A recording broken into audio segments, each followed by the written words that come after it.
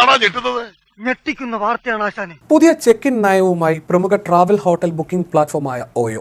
എന്താ രാമേന്ദ്ര പ്രശ്നം? അവിവാഹിതരായ സ്ത്രീക്കും പുരുഷനും ഇനി ഒന്നിച്ച് റൂം നൽകില്ലെന്നാണ് തീരുമാനം.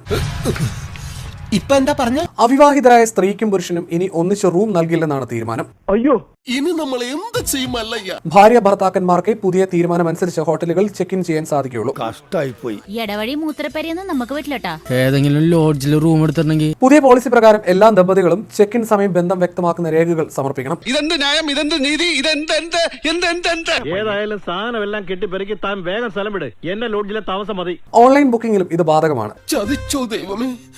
എനിക്കിത് വളരെ ഇഷ്ടപ്പെട്ടു. നിനക്ക് ഇങ്ങനെ തന്നെ വേണം. പ്രാദേശിക സാമൂഹ്യ സാഹചര്യം അനുസരിച്ച് ഹോട്ടലുകൾക്ക് കപ്പിൾ ബുക്കിംഗ് നിരസിക്കാനുള്ള വിവേചനാധികാരം ഉണ്ടായിരിക്കുമെന്നും പുതിയ നയത്തിൽ പറയുന്നു. മറ്റെല്ലാ ലോഡ്ജിലും ഞാൻ വിളിച്ച് പറഞ്ഞേക്കാൻ തനിക്ക് റൂം തരരുതെന്ന്. തുടക്കത്തിൽ മീററ്റിലാണ് പുതിയ നയം നടപ്പിലാക്കുന്നതെങ്കിലും മറ്റു നഗരങ്ങളിലേക്കും വൈകാതെ വ്യാപിപ്പിക്കുമെന്നാണ് വിവരം. പക്ഷെ പറ്റിക്കാൻ വേണ്ടിയിട്ടാണെങ്കിലും ആരോട് ഇങ്ങനെയൊന്നും പറയരുതെന്ന് പറയണം സാർ.